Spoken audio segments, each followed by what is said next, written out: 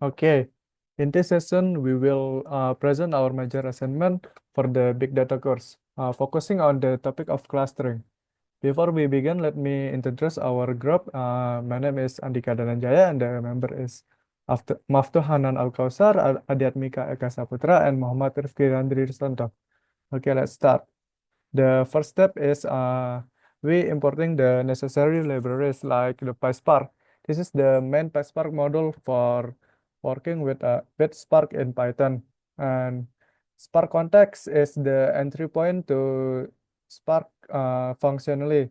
And Spark session is a unified entry point for Spark functionality. And this is string indexer is a feature transformer that convert categorical string labels into numeric indicates. And there is a confactorizer. It's used to convert a collection of text document into a matrix of token or count. And there is EDF. EDF is stand for inverse document frequency, which is a method used to adjust the weight of features tokenizer. And there is a clustering evaluator.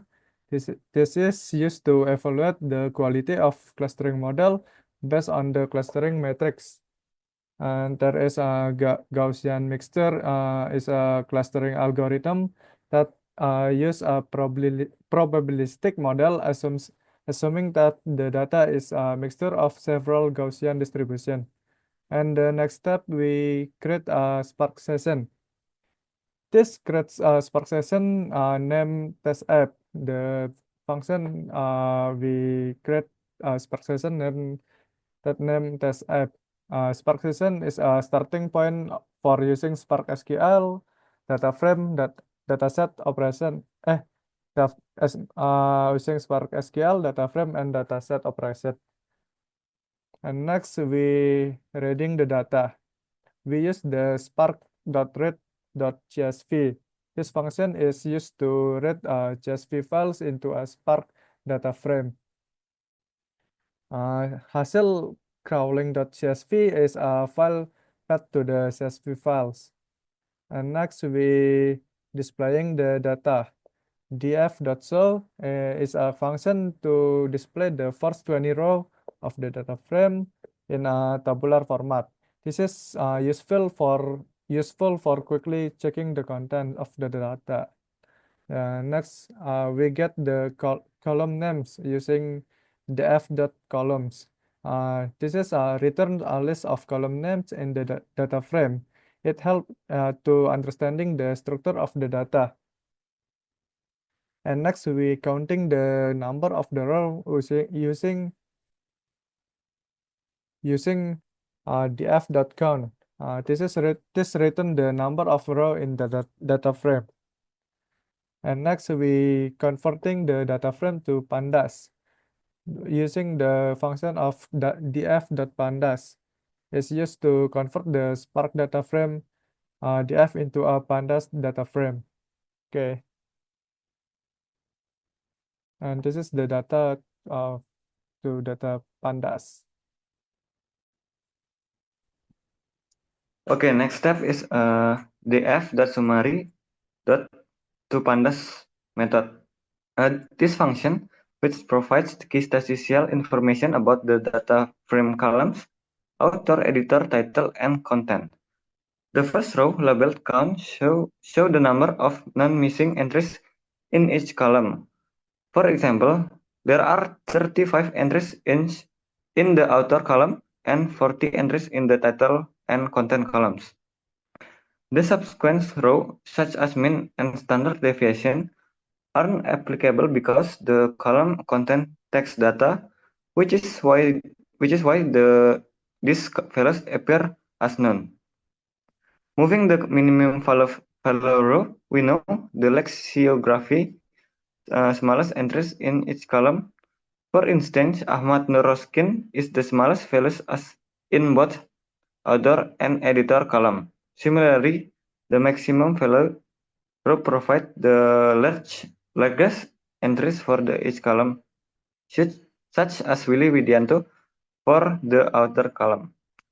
Next, df describe.toPandas method. This method generates descriptive statistics for all numerical and string column in the PySpark data frame. Next,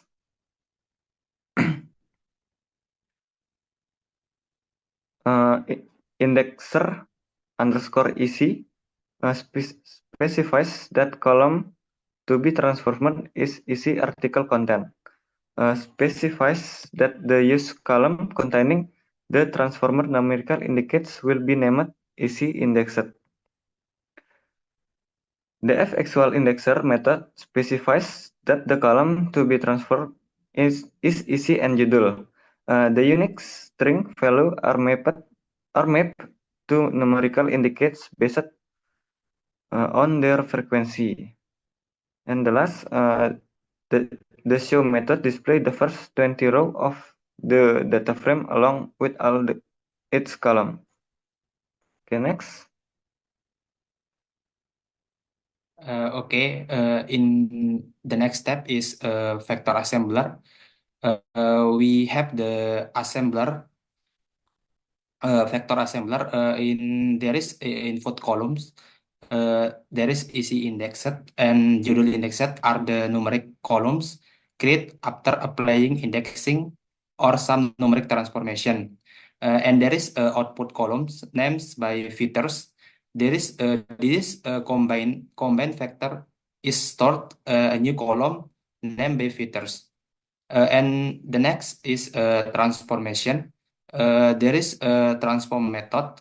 Apply the vector assembly to the data frame, producing a new data frame that include the filter column. And the next is a method data.show display the transform data frame, allowing us to see the new filters column alongside a setting column. And the next step is we must import the PySpark for ML clustering, import k-means, and there is k-means objects initialize the k-means clustering model, and we have to set number of cluster.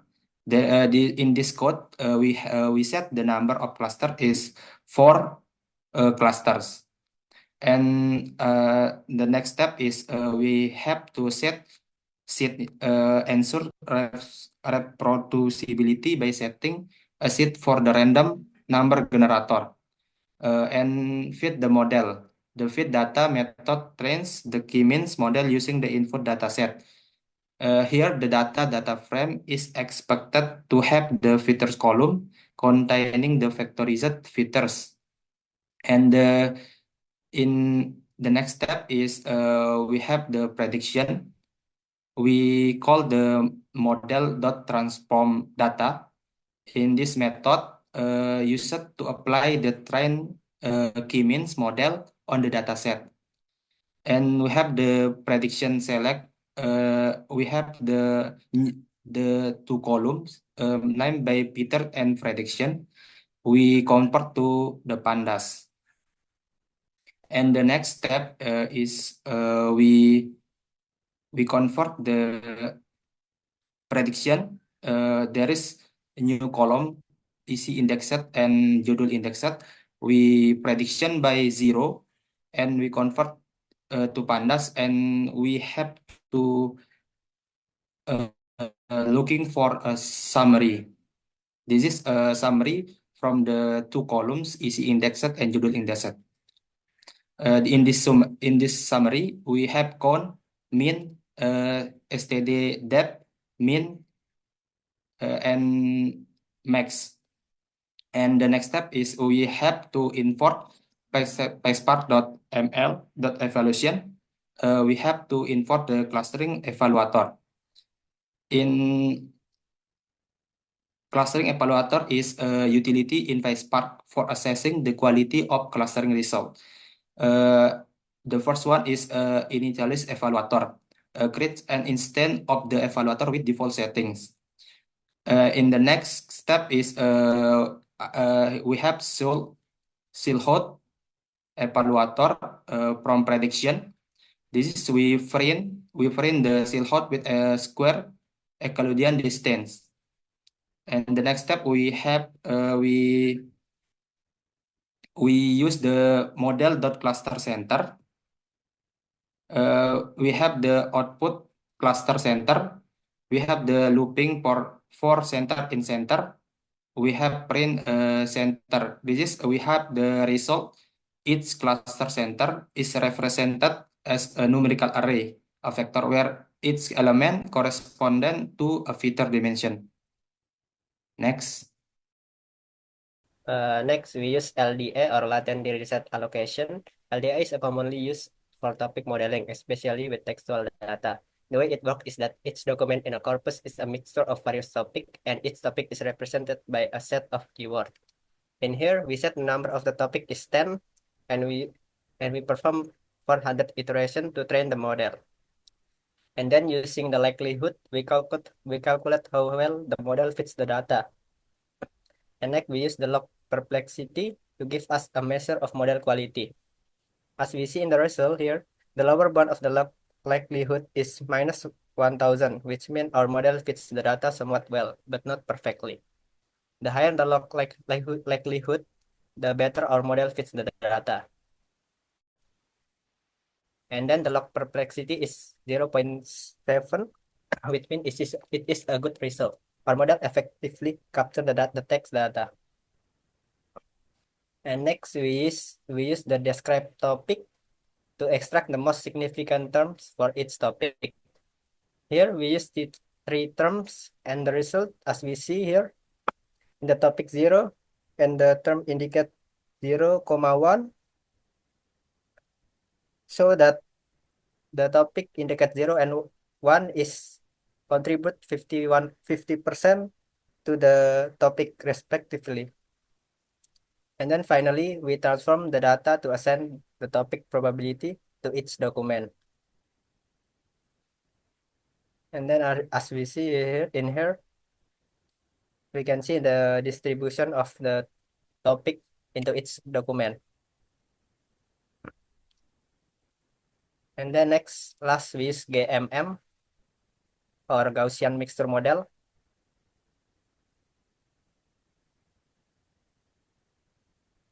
Okay. Which is in GMM we use for clustering because it assigns its data point a probability of belong to a cluster. Here we first set